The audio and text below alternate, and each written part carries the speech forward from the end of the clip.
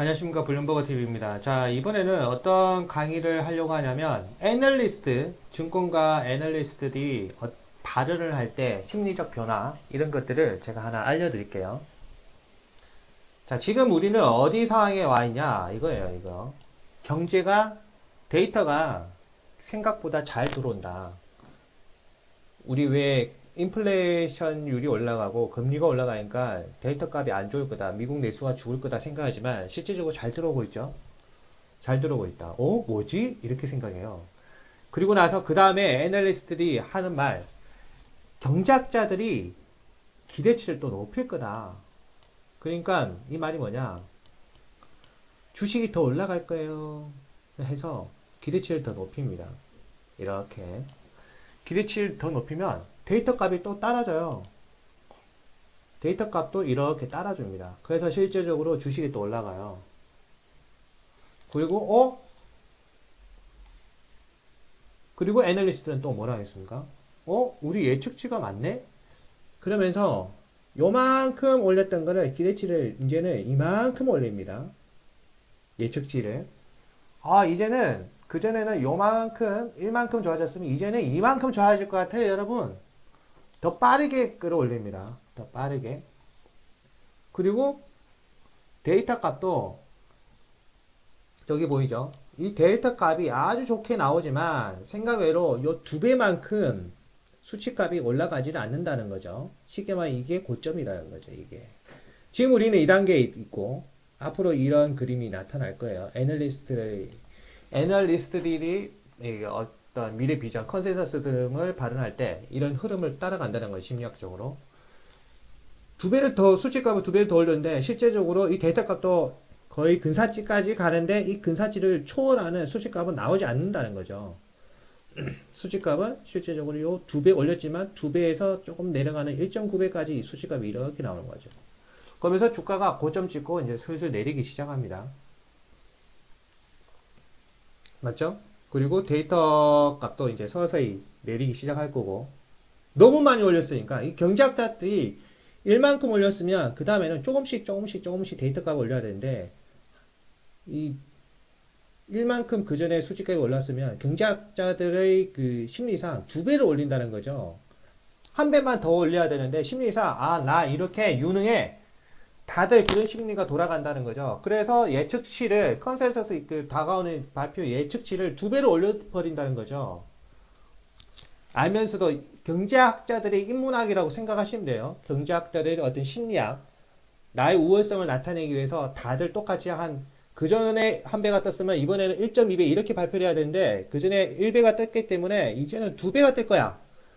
이런 식으로 발표를 해버린다는 거예요. 수치값도 거의 근사치까지 가고 그래서 주가가 떨어진다는 겁니다. 심리가 죽어버리기 때문에.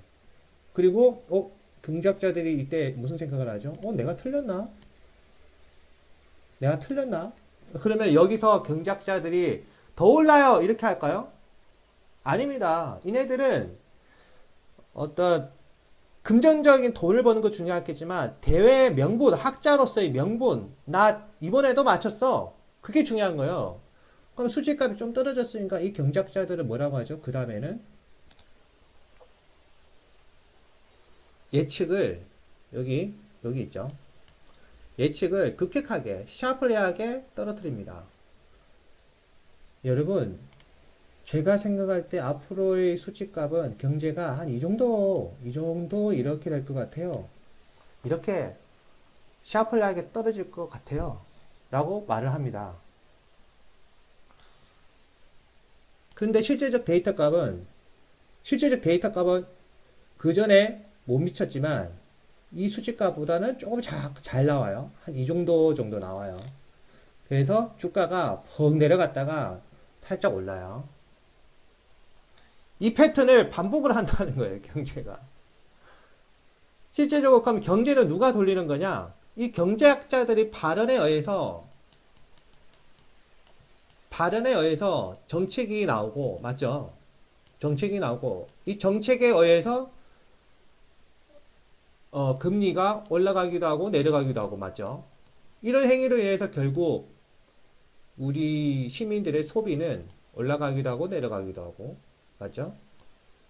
이 심리가 내려가기도 올라가기도 하니까 이와 동시에 기업은 재화를 더 많이 생산하기도 하고 더 적게 생산하기도 하고 이런 논문이 있어요. 제가 무엇을 말하려고 하는지 알겠죠? 지금 말한 이런 논문이 뭐냐면 경제를 쥐었다 놨다 하는 거는 일반 대중이 소비하는 게 아니라 실제적으로 이 경제학자들이 어떤 발언과 예측을 하느냐에 따라서 확 달라진다는 거죠. 대표적으로 이 경제학자들은 어디에 있어요? 무슨 연구소, 대학 교수, 이런 집단의 사람들이잖아요. 이런 집단의 사람들이 연구 논문을 쭉 내놓으면 정계에서는 이 자료를 근거로 해서 추가적인 경영 정책을 펼친단 말이에요. 저는 이런 연구소 자료를 보는 곳이고 최초 스타트 연구소 자료를 보는 곳이고 그 연구소 자료 제가 알려드렸잖아요. 미국 같은 경우는 중도파 연구소가 있고 진보파 연구소가 있고 보수파 연구소가 있다. 뭐 이런 것들 다 알려드렸죠. CSIS는 어떤 거고 그거 다 알려드렸죠. 예전에.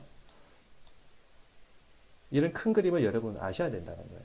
세상을 바꾸는 거는 어쩌면 왕이 아니라 예하 참모가 바꾼다는 거예요. 이게 다가오는 한국의 미래입니다. 다가오는 차기 정부에서 차기 정부 이 정부에서는 뭐라고 했죠? 모든 것을 유능한 관료에게 맡긴다고 했어요. 유능한 관료에게 맡긴다. 이게 어떻게 보면 아주 민주주의적이기도 하지만 전문가 집단한테 맡긴다는 것 자체가 그러면 이 전문가 집단을 누가 검증을 합니까? 전문가 집단은 만약에 이 전문가 집단을 검증하는 시스템이 없으면 어떻게 되죠? 나라 말아먹는 거예요. 이 전문가들이 담합을 해버리면 어떻게 돼요? 야, 우리끼리 해먹자. 담합을 해버리면 어떻게 돼요? 국민은 죽는 거예요. 그러면 대한민국 국민, 저도 있고 여러분도 있고 우리가 해야 될 것은 뭐냐? 이 관료들이 하는 것을 유심히 봐야 됩니다. 그래서 청원도 많이 넣고 여러분의 목소리를 유튜브나 아니면 언론기관에 표현할 줄 아는 그런 대한민국의 유능한 시민이 되어야 돼요. 과거에 이런 사례가 뭐가 있었죠? 정확하게 이런 사례는 아니지만 과거 제가 조선시대 이와 비슷한 시기가 뭐가 있었을까? 나쁜 사례는 우선은 좋은 사례부터 이야기를 할게요. 과거 지금 다가오는 차기 정부의 그 큰 그림을 봤을 때 과거 우리나라 역사에서 비슷한 사례 우선 윤 당첨자 그냥 윤 대통령님이라고 할게요. 뭐 어차피 이제 몇 달 후에 대통령 되니까요. 윤 대통령님은 법조계 출신이죠. 저 혼자 생각한 거예요. 이 법조계 출신은 FM을 지킵니다. 그러면 과거 버풍왕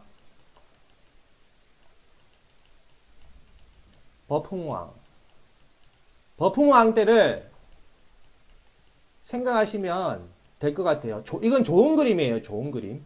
누구나 법에 근거해서 다 평가를 받는 시스템. 근데 중요한 건 이 법을 누가 제정을 하고 이 법을 역검증할 사람들이 누군지가 그게 불분명합니다. 완전히 법을 만지는 사람들이 세상이 되어버리는 거죠. 그러면 법을 만지는 사람들끼리 해먹는 건 좋아. 그런데 이 법의 잣대가 누구에게나 공평하게 적용이 돼야 된다는 거예요. 누구에게나 공평하게 적용이 되면 대한민국은 엄청나게 차기 정부에서 성장을 할 것이고 그게 아니라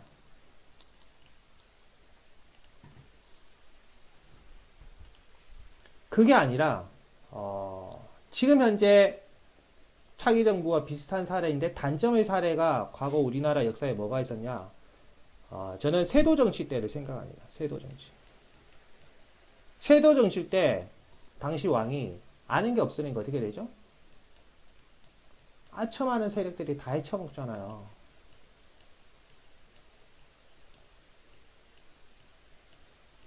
왜? 왕이 아는 게 없어. 내가 모르니까 명분은 전문 관료한테 맡길게. 나보다 똑똑한 사람한테 다 맡길게.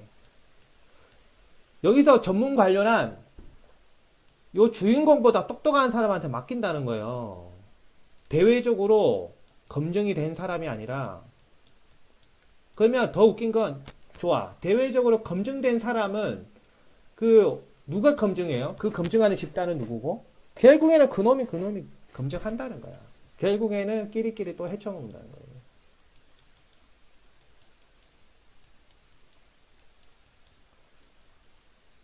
단점은 과거 세도 정치 때 국정이 어떻게 운영이 되었는지 여러분들을 공부를 하시면 그 효과가 나타날 거예요.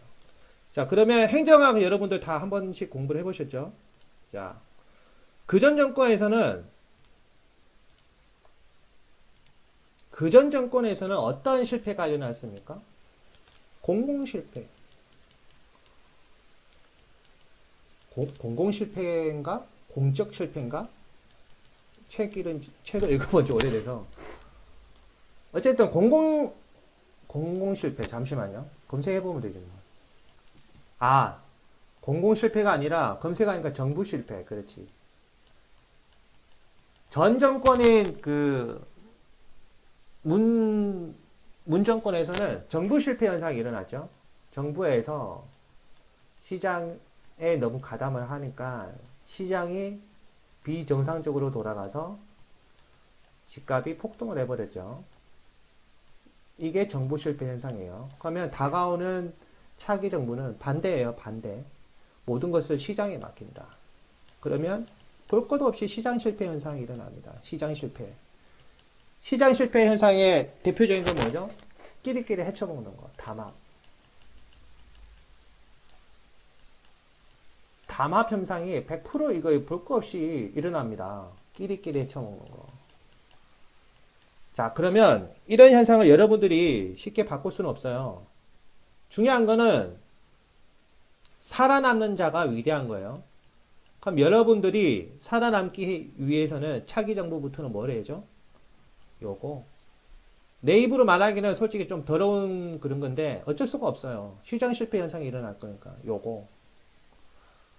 그러면 어떤 뭔가에 투자를 한다. 주식 말고 뭔가에 투자한다. 그러면 어디다 투자해야 돼? 요거 현상이 일어나는 거. 딱 그림이 보이시죠? 확실히 막걸리 한 잔 먹고 말을 하니까 시간이 금방 가네요. 벌써 25분이네. 어쨌든 이번 영상은 이렇게 마치겠습니다. 감사합니다.